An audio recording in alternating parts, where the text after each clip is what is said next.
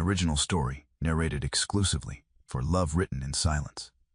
Hannah Morland stands at the edge of the churchyard in the cold morning light, her black mourning dress damp from the mist that clings to the gravestones. Her hands shake as she clutches a worn prayer book, though she has not opened it in weeks. Behind her, the Duke of Renborough descends from his carriage, his face drawn and pale, his shoulders bent beneath the weight of something no title can shield him from. They do not look at each other. They have never spoken, but every Sunday for nearly a year, they have sat in the same pew, separated only by the width of grief itself. The village watches them both with a mixture of pity and suspicion, whispering behind gloved hands about failures and absences and losses too great to name. Today, the Duke pauses at the church door. He turns his head slightly, just enough to see her silhouette against the gray sky, and for the first time, something shifts in the silence between them.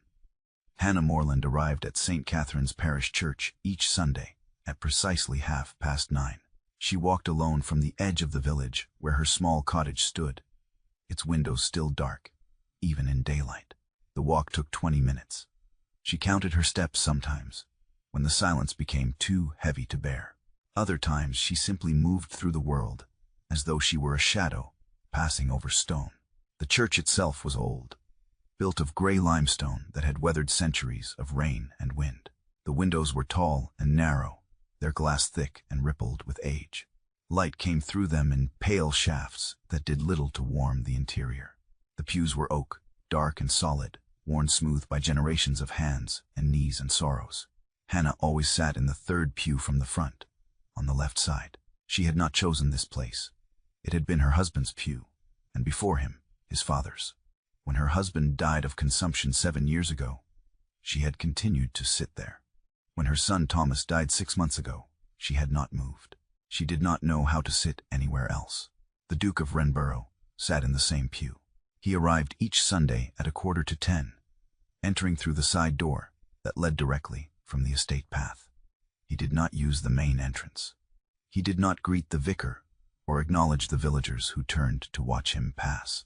He simply walked down the aisle with measured steps, his boots barely making a sound on the stone floor, and took his place at the far end of the third pew. There was room for 4 people between them. Neither moved closer, neither moved away. The congregation noticed, of course.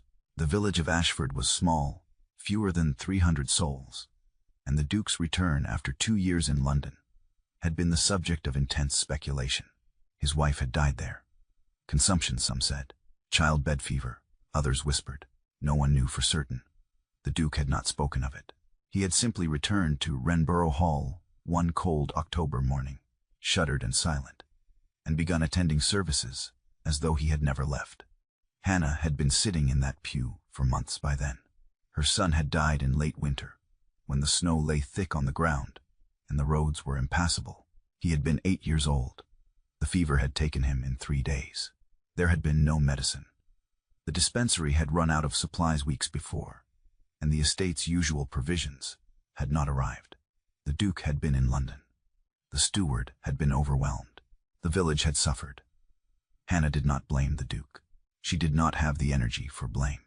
Grief had hollowed her out so completely that there was no room left for anger. She simply existed, week after week, sitting in the cold church and listening to words that no longer reached her. The Duke, for his part, never looked at her. He kept his eyes forward, his gloved hands folded in his lap. His face was gaunt, the skin stretched tight over sharp cheekbones. His hair, once dark, was threaded with gray. He was perhaps 35, though he looked older. Grief aged a man, just as it aged a woman. It carved lines into the face and bent the spine and dimmed the light behind the eyes. The villagers watched them both. They pitied Hannah, who had lost so much and carried it with such quiet dignity. They were less certain about the Duke. Some thought his attendance at church was a sign of genuine repentance. Others believed it was mere duty, the performance of a man who had failed his people and now sought to repair his reputation. Hannah did not think about it. She did not think about much anymore. She rose each morning because the day required it. She tended her small garden because the plants would die otherwise. She walked to church because it was Sunday. She sat in the pew because it was where she had always sat, and the Duke sat beside her, silent and separate, carrying his own weight. The church was cold even in summer. The stone walls held the chill of centuries. In winter, it was nearly unbearable. Hannah wore her heaviest shawl, but it did little to keep out the damp. Her fingers ached. Her feet went numb. She did not complain. She did not speak to anyone. After the service, she would rise and walk back down the aisle, her eyes fixed on the door.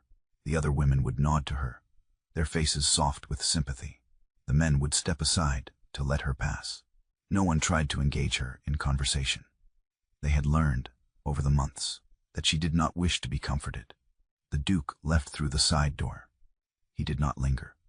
He did not speak to the vicar or join the small gatherings that formed in the churchyard. He simply disappeared, as silent as he had arrived. And so it went, Sunday after Sunday. The same pew, the same silence, the same ache that neither of them could name. Hannah had stopped crying months ago. The tears had dried up, leaving only a dull, persistent pain that sat in her chest like a stone. She went through the motions of her life, with mechanical precision. She woke, she dressed, she ate sparingly. She worked in the garden. She walked to the village square on market days, though she rarely bought anything. She attended church. The rhythm of it was almost soothing. There were no surprises, no sudden joys or sorrows, just the steady, unrelenting sameness of grief. The Duke, she imagined, felt much the same. She did not know him. She had never spoken to him. But she recognized the way he held himself, the careful rigidity of his posture, the way his jaw tightened during the hymns. He was a man who had learned to contain his pain, to carry it without letting it spill over into the world around him. They were alike in that way. Both of them had become experts in silence. The villagers had begun to speak of them in the same breath. Poor Mrs. Morland, they would say, shaking their heads. And the Duke, of course. Both of them lost in their grief. It was said with a kind of reverent pity, as though grief were a place one could get lost in, like a forest or a fog. Hannah supposed it was true. She felt lost most days. She moved through the world without direction, without purpose. The only anchor she had was the routine. The same pew, the same silence, the same slow passage of time. And the Duke, sitting at the other end of the pew, was the only other person who seemed to understand. The village of Ashford had always depended on Wrenborough Hall. The estate was vast, encompassing nearly 2,000 acres of farmland, woodland, and pasture. The Duke's family had held the land for generations, and with it came responsibilities. The estate provided work for the tenant farmers, wages for the household staff, and support for the village in times of need. When the old Duke had been alive, the relationship between the estate and the village had been stable, even warm. He had been a fair man, known for his generosity during hard winters and his willingness to listen to grievances. When he died, his son had inherited not only the title, but also the expectations that came with it. The new Duke had tried at first. He had been young, barely 25, when he assumed the title. He had married within a year, a woman from a respectable family in London. They had settled at Wrenborough Hall, and had seemed, by all accounts, content. But then his wife had fallen ill.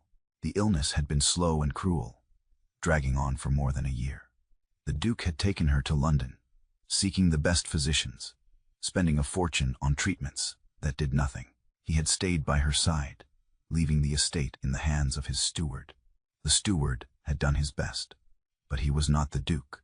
He did not have the authority to make certain decisions, and he lacked the personal relationships that had smoothed over difficulties in the past.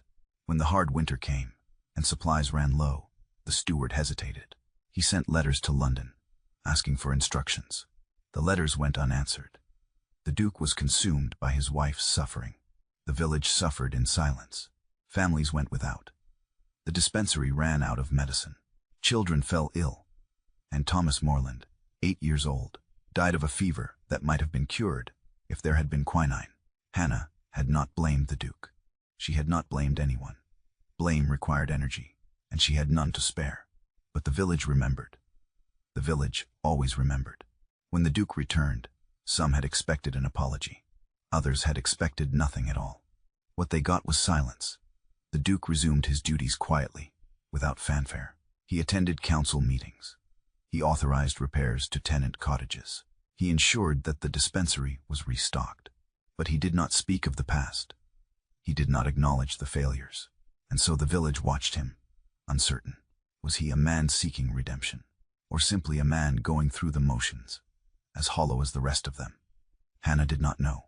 She did not care. Her world had shrunk to the size of her grief.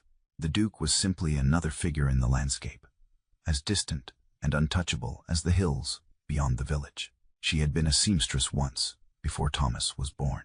She had worked in the village, mending clothes and sewing dresses for the women who could afford them.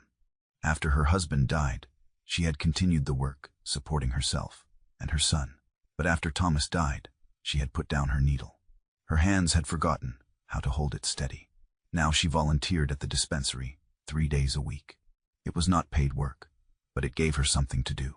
She sorted supplies, cleaned shelves, and occasionally assisted the pharmacist with preparing simple remedies. The work was quiet and undemanding. No one expected her to smile or make conversation. She was simply there, a presence in the background, useful but unobtrusive. The pharmacist, Mr. Dawson, was a kind man in his 60s. He had known Hannah since she was a girl. He did not pry. He did not offer empty words of comfort. He simply let her work, and for that she was grateful. The dispensary was a small building near the village square, little more than a single room, with shelves lining the walls and a counter at the front. It smelled of herbs and alcohol and old wood. The light was dim, filtered through a single window that faced north. Hannah found it peaceful. She was there on a Wednesday afternoon, organizing jars of dried chamomile, when Mr. Dawson mentioned, almost offhandedly, that a large delivery had arrived that morning. Quinine, he said, holding up a bottle, and willow bark, laudanum, even some mercury compounds. I haven't seen a shipment this generous in years. Hannah glanced up. From where? The estate, Mr. Dawson said. He set the bottle down and picked up another. The Duke himself sent word, said to order whatever we needed, and he would cover the cost. Hannah's hand stilled. She did not reply. Mr. Dawson continued, his tone thoughtful. He didn't make a fuss about it. Just sent a letter to the supplier in Exeter, very specific about what was needed, almost as if someone had told him exactly what to order. Hannah looked down at the jar in her hands. Her throat felt tight. Strange, isn't it? Mr. Dawson said.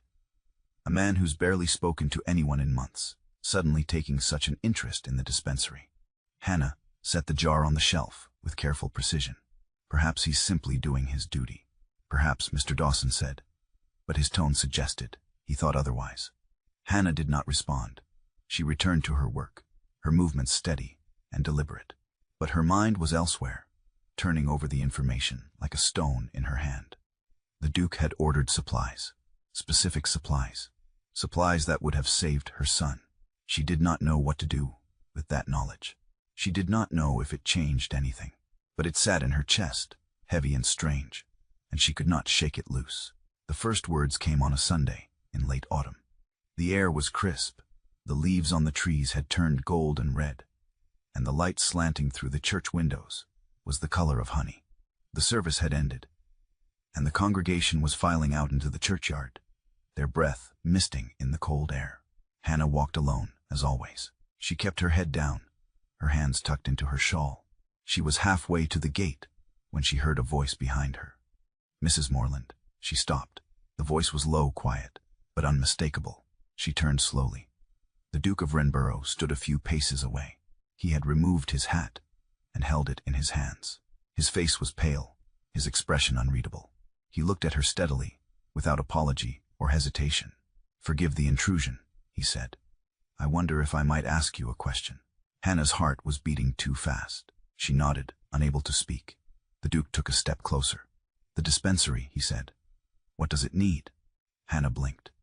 Of all the things she had expected him to say, this was not among them. "I beg your pardon," she said. "The dispensary," he repeated. "Mr. Dawson mentioned that you assist there. I would like to know what supplies are lacking. What would be most useful?" Hannah stared at him. His face was serious, his gaze direct. He was not making small talk. He was asking a practical question, and he expected a practical answer. She hesitated. "There is always need." Bandages, tinctures, fever remedies. Specifically, the Duke said, "What would you order, if cost were no concern?" Hannah's mind raced. She thought of the shelves at the dispensary, the gaps where supplies should have been. She thought of the families who came in, desperate and afraid, and left empty-handed because there was nothing to give them. Quinine, she said finally, and willow bark. Laudanum for pain. Clean linen for bandages. Alcohol for disinfecting wounds. Cod liver oil for the children. The Duke nodded. Anything else? Herbs, Hannah said. Chamomile, peppermint, valerian root, and a good supply of soap. People don't realize how much illness comes from dirty hands. The Duke's mouth twitched, almost a smile. Soap, he repeated. Very well. He inclined his head, a gesture of acknowledgement, and turned to leave. Your Grace, Hannah said, surprising herself. He paused and looked back. Why are you asking me this? The Duke met her eyes.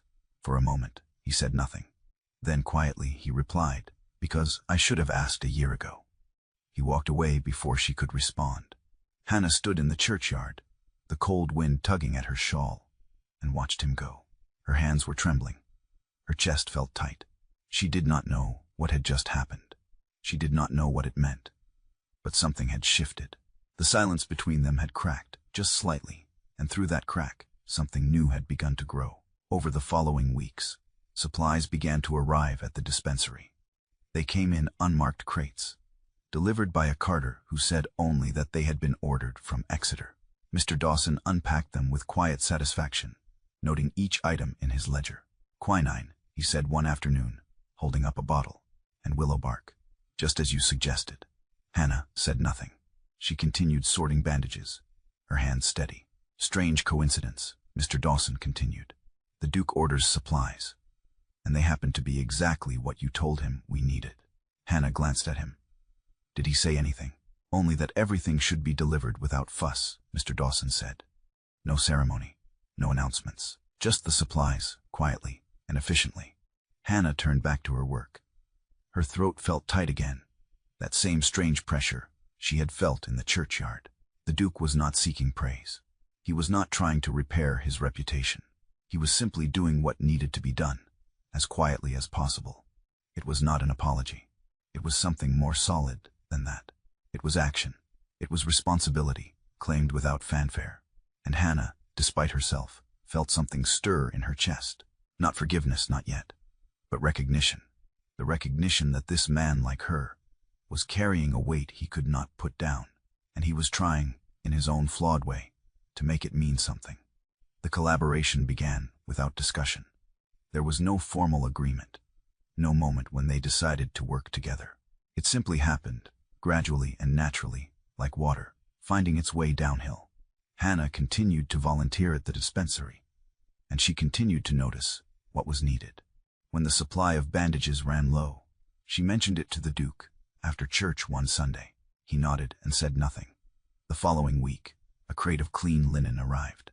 When the winter cold set in and families began to fall ill, Hannah compiled a list of the most common ailments and the remedies that would help. She left the list with Mr. Dawson, who passed it along to the estate. Within days, the shelves were restocked. The Duke did not seek her out. He did not thank her or ask for her approval. He simply ensured that what she identified as necessary was provided. Their conversations, when they happened, were brief and practical. They spoke in the churchyard or on the road between the village and the estate. They did not discuss personal matters. They did not speak of loss or grief or the past. They talked about medicine, about supplies, about the needs of the village. And yet, something was building between them. It was not friendship, not yet. It was something quieter and more deliberate. It was respect. The village noticed, of course. Some approved. They saw the Duke's efforts and Hannah's involvement and believed it was a sign of healing, of the community coming together after hardship. Others were less charitable. They whispered that it was inappropriate for a widow to be seen so often with the Duke. They speculated about motives and intentions, weaving stories out of nothing more than proximity and coincidence. Hannah ignored the whispers. She had learned over the months to move through the world without caring what others thought. Her grief had made her untouchable, and she wore that untouchability like armor. But privately, In the quiet hours of the night, she wrestled with her own heart. Was it wrong to feel less alone? Was it a betrayal of Thomas's memory to find purpose again, to feel something other than the dull ache of loss? She did not have answers. She only knew that when she saw the Duke in the churchyard, when they spoke of practical things, and he listened with that same quiet intensity, she felt something she had not felt in a long time. She felt seen. The Duke, for his part, seemed to be undergoing his own transformation. He began attending village council meetings again, something he had not done since before his wife's illness. He sat at the back of the room and listened. He did not dominate the conversation or impose his will. He simply listened, and when he spoke, it was with careful consideration. The villagers were surprised. They had expected the Duke to return to his old role, to take charge and make decisions as his father had done. But this Duke was different. He was quieter, more measured. He seemed to understand that his authority was not absolute, that it had to be earned. Hannah attended one of the council meetings, at Mr. Dawson's request. The pharmacist wanted to propose an expansion of the dispensary, and he thought Hannah's perspective would be valuable. She sat near the back, her hands folded in her lap, and listened as the men debated costs and logistics. The Duke sat across the room. He did not look at her, but she felt his presence like a weight in the air. When Mr. Dawson finished his proposal, the Duke spoke. "The dispensary serves the entire village," he said. "It is not a luxury. It is a necessity. Whatever funds are required, the estate will provide them." There was a murmur of approval. One of the councilmen asked about the specifics, and the Duke answered with calm precision. He had clearly thought through the details. He knew the costs, the logistics, the potential obstacles. Hannah watched him, and for the first time, she saw not the distant, grief-stricken man who sat in the same pew, but someone else, someone who was trying, despite his failures, to do better. After the meeting, as the villagers filed out into the cold night, the Duke approached her. He did not smile, but his expression was less guarded than usual. "Thank you for coming," he said. "Your insight was valuable." Hannah nodded. "Mr. Dawson asked me to attend." "Even so," the Duke said. He hesitated, as though considering his next words carefully. "I am grateful for your help. With the dispensary. With everything." Hannah looked at him. The street lamp cast shadows across his face, deepening the lines around his eyes. He looked tired, but there was something else there too. Something that might have been hope. "You are doing what is needed," she said quietly. "That is enough." The Duke's jaw tightened. He nodded once, sharply, and turned to leave. But as he walked away, Hannah felt that strange pressure in her chest again, that sense of something shifting, something changing. She did not know what it meant. But she knew, with a certainty that surprised her, that she was no longer alone in her grief. The midpoint came on a cold evening in December, at a village assembly held in the church hall. The room was crowded, every bench filled, the air thick with the smell of damp wool and candle smoke. The assembly had been called to discuss repairs to the village bridge, but the conversation had quickly turned to other matters. One of the vestrymen, a man named Carver, stood and addressed the room. He was a prosperous farmer, well-liked and respected, and when he spoke, people listened. "I want to acknowledge the Duke's efforts these past months," Carver said. "The dispensary is better stocked than it has been in years. The tenant cottages have been repaired. The roads are passable again. We are grateful." There was a murmur of agreement. Heads nodded. A few people glanced toward the Duke, who sat near the front, his face impassive.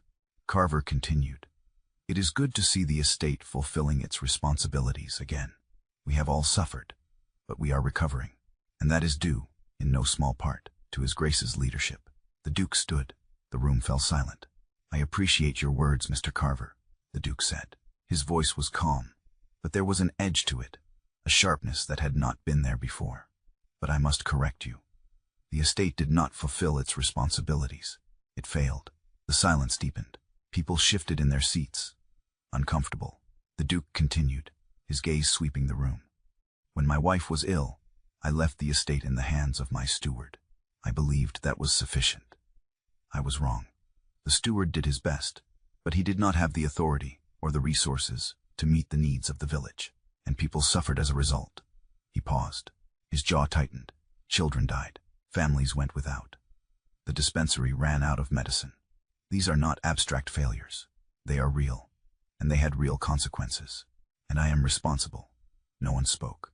The room was so quiet that Hannah could hear the crackle of the fire in the hearth.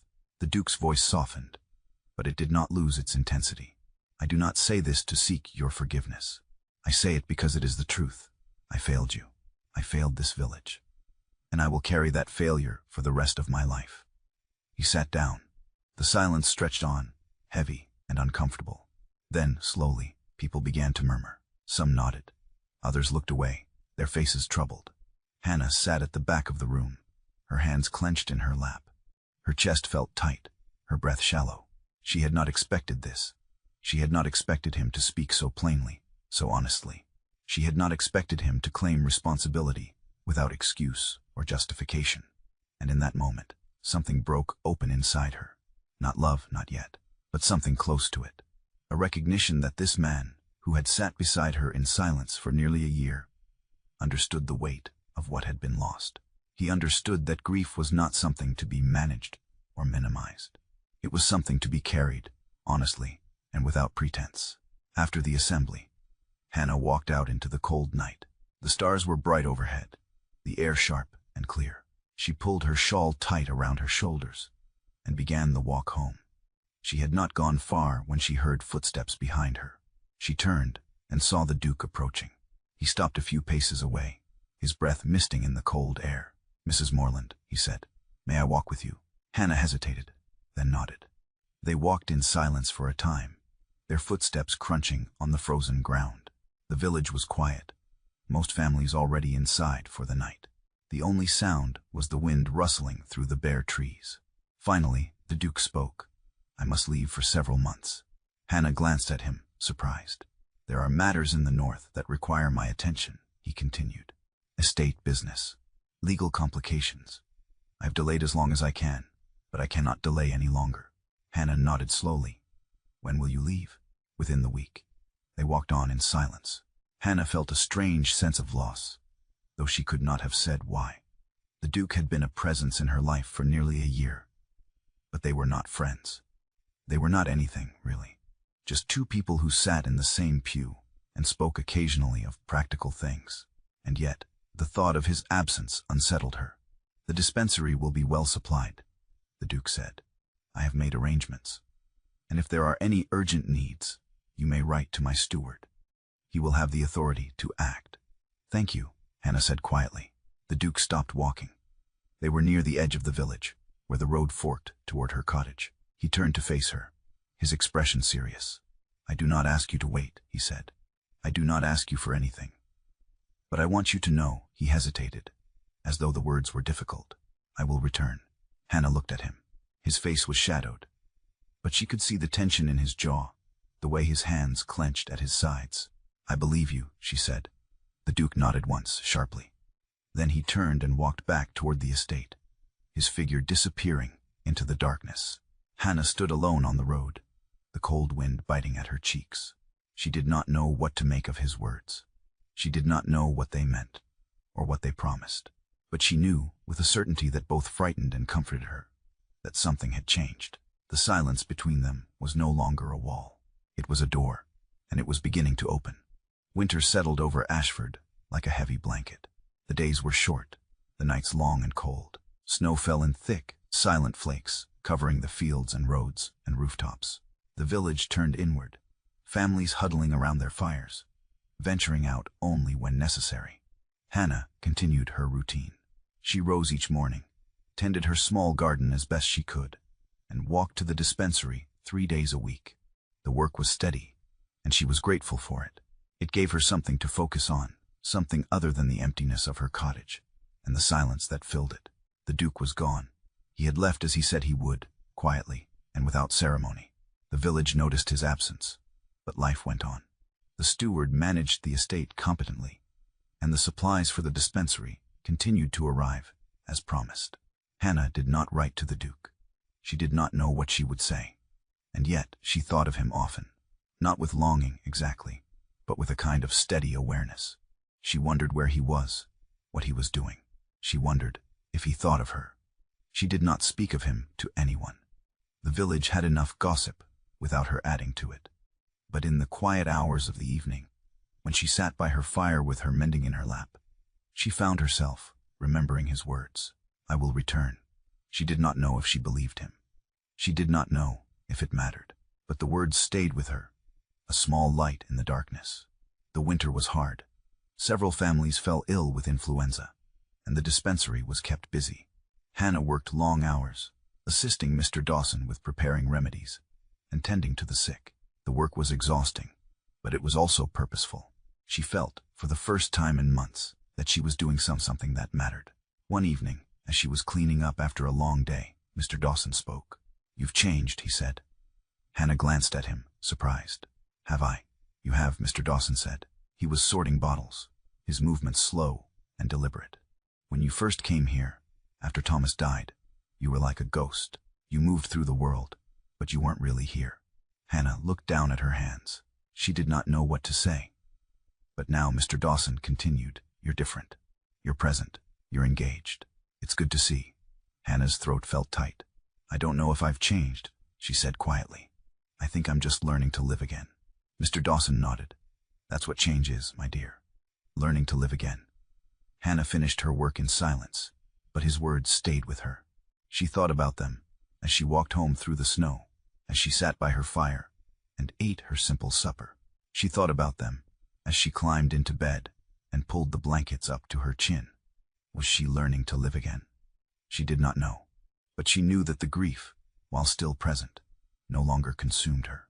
It was still there, a constant ache in her chest, but it was no longer the only thing she felt. She thought of Thomas, as she did every night. She remembered his laughter, his bright eyes, the way he had run through the cottage with boundless energy. She remembered the weight of him in her arms, the softness of his hair, the sound of his voice calling her name. And for the first time, the memories did not break her. They hurt, yes, they would always hurt, but they did not destroy her. She could hold them, gently and carefully, and still go on. She thought of the Duke, too. She thought of the way he had stood in the church hall and claimed responsibility for his failures. She thought of the way he had looked at her on the road, his face shadowed and serious, and said, "I will return." She did not know what would happen when he returned. She did not know if anything would happen, but she realized, as she lay in the darkness, that she wanted him to return. She wanted to see him again, to speak with him, to continue the quiet work they had begun together. It was not love, not yet, but it was something. It was hope. Late autumn came again, the leaves turning gold and red, the air crisp and clear. Hannah was working in the dispensary when Mr. Dawson looked up from his ledger and said, "The Duke has returned." Hannah's hands stilled. She set down the jar she had been holding and looked at him. "When?" "Yesterday, I believe," Mr. Dawson said. "The steward mentioned it this morning." Hannah nodded slowly. She returned to her work, but her mind was elsewhere. The Duke had returned. After months away, he was back. She did not know what to do with that information. She did not know if it changed anything, but her heart was beating faster, and she could not seem to calm it. Sunday came. Hannah walked to the church as she always did, her steps measured and deliberate. The morning was cold, the sky overcast. She entered the church and took her place in the third pew, on the left side. The service began. The vicar spoke, the congregation sang, and Hannah sat in silence, her hands folded in her lap. She did not look toward the side door. She did not let herself hope. And then, halfway through the service, she felt it. A presence, familiar and unmistakable. She glanced to her right. The Duke sat at the far end of the pew. He was thinner than she remembered, his face more drawn. But his eyes, when they met hers, were steady. He did not smile. He simply nodded, a small acknowledgement. Hannah's breath caught. She looked away, her heart pounding. She could not focus on the vicar's words. She could not think of anything except the man sitting beside her, separated by the width of grief and time and silence. After the service, she rose and walked toward the door. She did not look back. She did not know if he would follow. But as she stepped out into the cold air, she heard his voice. "Mrs. Morland." She stopped. She turned. The Duke stood a few paces away, his hat in his hands. He looked at her steadily, without hesitation. "Will you walk with me?" he asked. Hannah's throat felt tight. She nodded.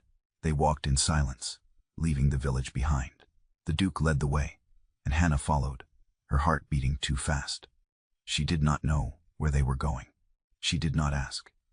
They walked for perhaps 20 minutes, through fields, and along a narrow path that led into the estate grounds. Finally, they emerged into a garden. It was old, clearly neglected, but still beautiful. The trees were ancient, their branches spreading wide overhead. The grass was long and wild, dotted with fallen leaves.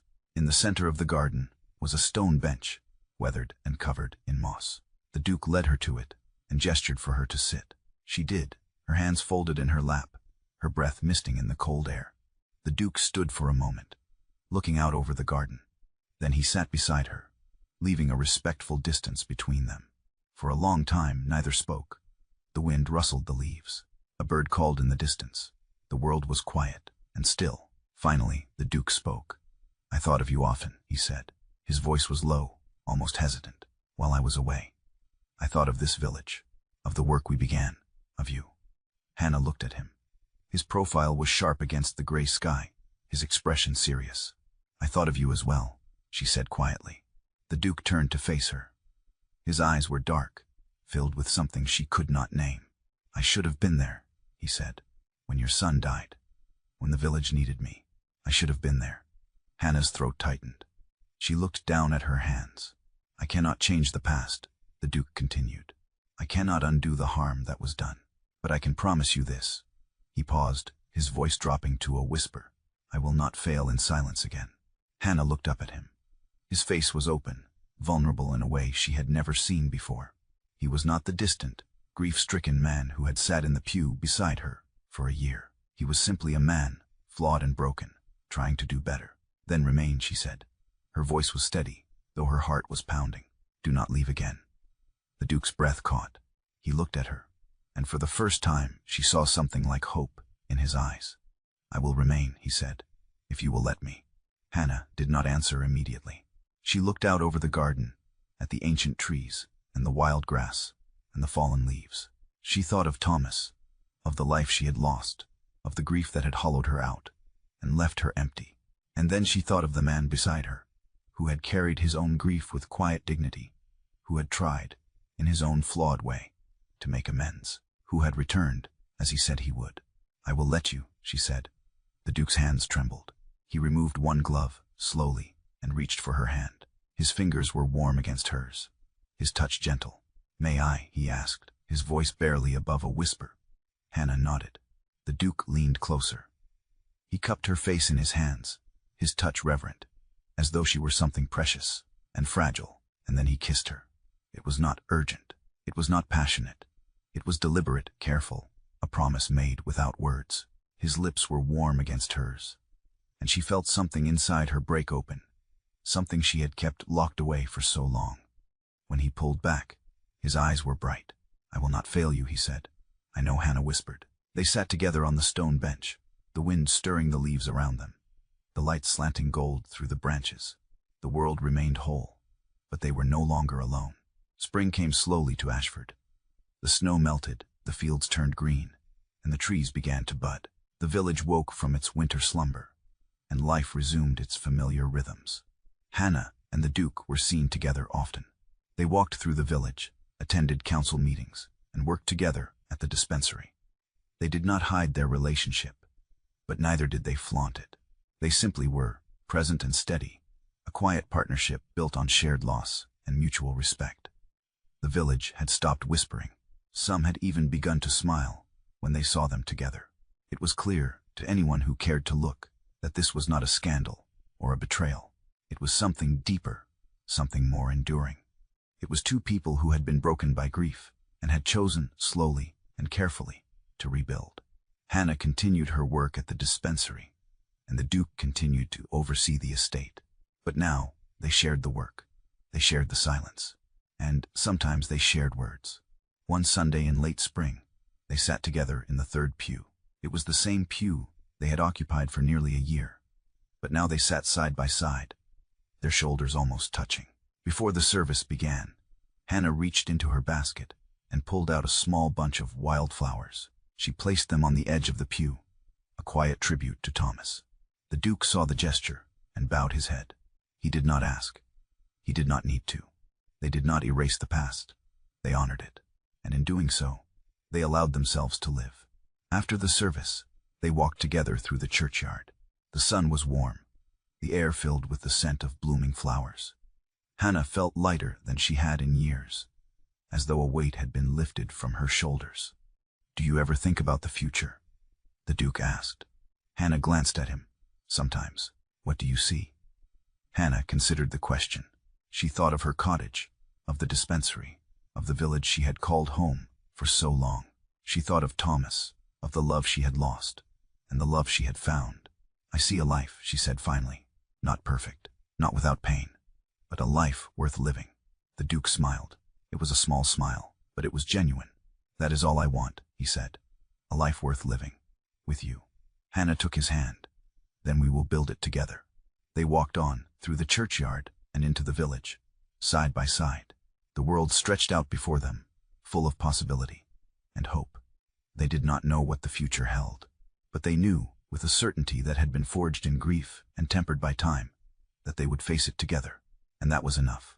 Love, in its truest form, does not erase grief. It makes space for it.